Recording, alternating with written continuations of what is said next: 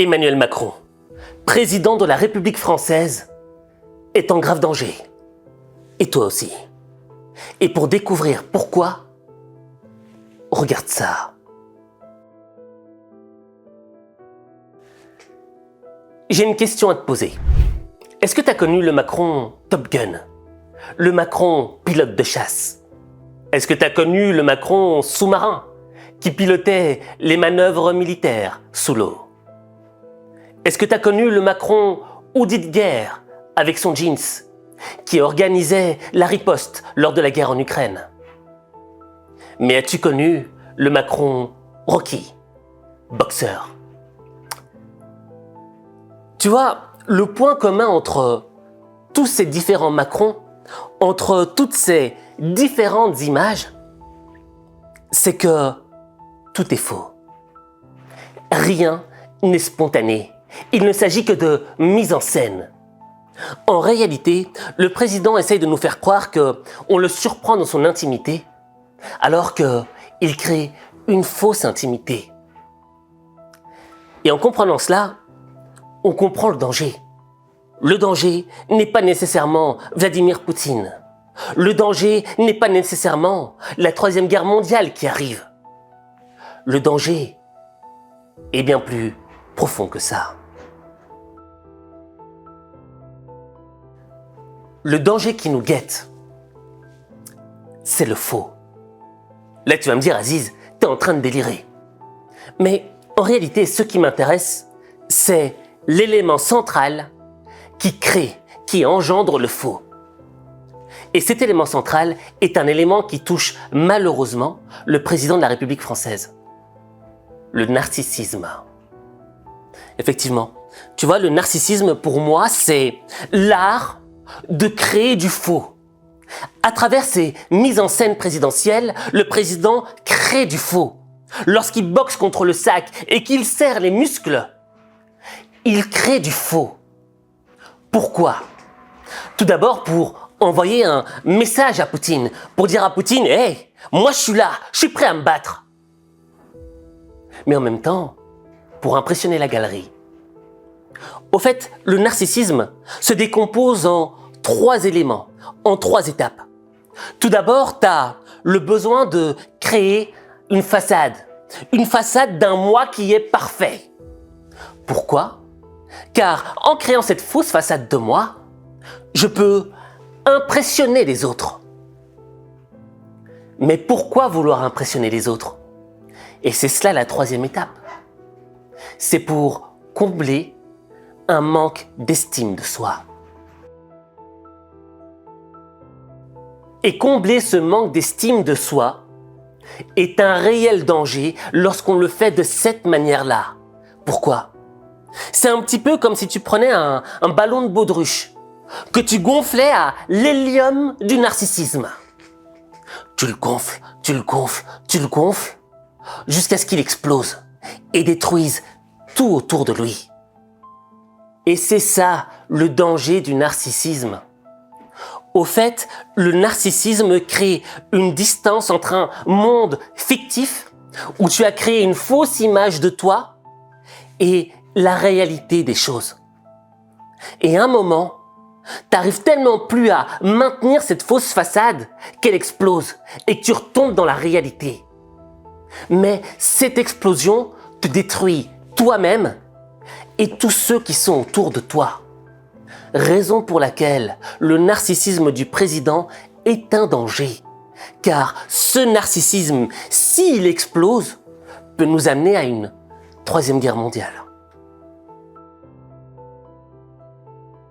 Je sais pas pour toi, mais moi je me dis, ce serait quand même con de tomber dans une 3e guerre mondiale à cause du narcissisme. Ce que je veux dire par là, c'est que quand Emmanuel Macron avait annoncé qu'il voulait envoyer des troupes en Ukraine, la plupart des chefs d'État et les États-Unis avaient dit non, on n'a jamais parlé de ça. D'où lui vient cette idée? Jamais Emmanuel Macron n'avait prononcé une phrase aussi menaçante envers la Russie. Hier soir, le chef de l'État évoque pour la première fois la possibilité d'envoyer des troupes au sol en Ukraine. Il n'y a pas de consensus aujourd'hui pour envoyer de manière officielle, assumée et endosser des troupes au sol, mais en dynamique rien ne doit être exclu. À la sortie de cette conférence, cette position était loin de faire consensus auprès des autres dirigeants européens. Pour le Premier ministre néerlandais, la question n'a même pas été abordée. Ça n'a pas été évoqué. Eh bien maintenant on a trouvé l'origine de cette idée. Le narcissisme. Le besoin d'impressionner la galerie pour nourrir ce manque d'estime de soi. Et le problème c'est quoi? C'est que ce manque d'estime de soi, on le vit tous un petit peu. Et tous, en tant qu'être humain, on a cette tendance à aller se nourrir de narcissisme pour nourrir cet ego. Le problème, c'est que le narcissisme n'est pas une nourriture saine pour notre estime de nous-mêmes. Au fait, c'est un petit peu une junk food qui nous met en surpoids. Et là, en parallèle, notre estime de soi est en sur-ego. On vit dans un monde fictif où le point de rencontre avec la réalité est extrêmement éloigné. Et le jour où on voit vraiment la réalité, on est en crise et on s'autodétruit. Donc tu vois, j'ai pas envie de blâmer Emmanuel Macron parce que moi-même je suis déjà tombé dans du narcissisme. On est tous tombés là-dedans.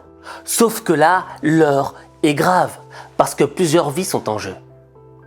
Et la question qui se pose aujourd'hui, c'est comment faire, nous, dans nos propres vies, pour ne pas nous autodétruire avec le narcissisme? Eh bien, je pense qu'il y a 3 éléments qui font qu'on peut éviter de tomber dans ce piège. Le premier, c'est s'accepter tel qu'on est. Arrêter de vouloir être constamment parfait. Parce que lorsque l'on veut être parfait, c'est souvent pour le regard des autres. Parce qu'on pense que le regard des autres définit la personne qu'on est. Or, ce qui définit vraiment ce qu'on est, c'est le regard qu'on porte sur nous-mêmes. Et parfois, on devient aveugle. On devient aveugle de la personne qu'on est. On n'arrive plus à se regarder avec notre propre regard. Et on a besoin de ce regard des autres pour s'auto-valoriser. Et c'est là qu'on se détruit. Apprends à te regarder tel que tu es, avec tes défauts et avec tes qualités. Mais ne crache pas sur tes défauts. Apprends à t'aimer. Et c'est là que j'en viens à la 2e étape pour ne pas tomber dans le piège. L'autocompassion, l'auto-indulgence. Je veux dire, il y a des fois où on se sent con, on se sent bête. Moi, il n'y a pas longtemps, tu vois, j'ai fait une énorme bêtise. Je te la raconte. Je suis parti dans un village lointain, 2 jours de suite, pour chercher de l'immobilier, parce que le prix était pas mal. Mais, en même temps, j'ai laissé de côté un travail extrêmement important. Et dans le fond, le résultat de cette recherche immobilière était nul. J'ai rien trouvé d'intéressant. Mais je me suis totalement concentré là-dessus. Et après, je me suis trouvé con. Je me suis dit, Aziz, mais quel con! T'aurais dû te concentrer sur ton vrai travail d'abord. Et c'est là que j'ai compris que non, j'étais pas con. C'est juste que j'avais des défauts. Le défaut de l'impatience. De tout vouloir avoir vite. Et j'étais indulgent avec moi-même. Et je me suis dit, Aziz, t'es pas un con, mais t'as des défauts. Et il faut que tu les corriges. Et après, j'ai appelé ma mère. Et là, on en vient à la 3e étape pour pas tomber dans le piège. Ma mère m'a confirmé. J'étais pas con, mais j'avais des défauts. Et l'un de mes plus grands défauts, c'est l'impatience. Je veux tout de suite. Et je dois travailler là-dessus. Et ça, c'est le 3e élément. S'entourer de gens qui sont capables de te voir avec tes défauts et tes qualités, mais qui vont continuer à t'aimer malgré tes défauts. Et je pense que Emmanuel Macron, tu vois, il vit dans un monde de courtisans, de gens qui lui disent qu'il est magnifique malgré ses défauts, malgré certaines bêtises qu'il peut faire. Et ça, c'est assassin. Parce qu'il continue, ces courtisans, à te mettre dans un monde qui est fictif, qui n'est pas réel. Or, les gens qui t'aiment vraiment et qui ont une réelle gratitude envers toi malgré tes défauts, malgré que tu ne sois pas parfait, vont continuer à t'aimer. Et quand toi, tu seras conscient de cet élément-là, tu te diras, j'ai pas besoin de créer une fausse façade de moi-même pour paraître parfait aux yeux des autres. Parce que je sais que les autres m'aiment malgré mes imperfections. Et quand tu auras la capacité de comprendre tous ces éléments-là, eh bien là, tu transformeras ta vie. Mais ta vie, il n'y a que toi qui peux la transformer. Il n'y a que toi.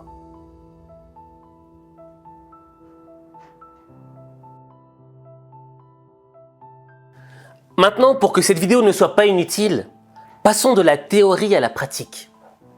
Je veux que tu écrives en commentaire « Je suis moi ». Je répète, « Je suis moi ». Les gens qui n'auront pas été jusqu'au bout de cette vidéo et qui liront les commentaires diront « Mais ces mecs sont malades, ils écrivent « Je suis moi ». Mais c'est un code entre nous deux.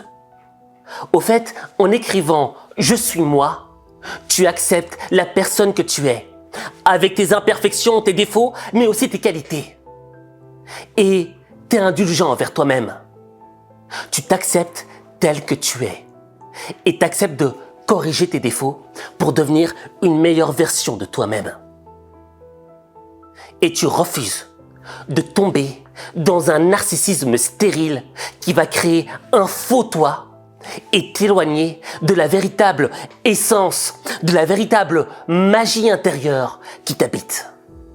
Alors, j'ai hâte de lire en commentaire « Je suis moi ».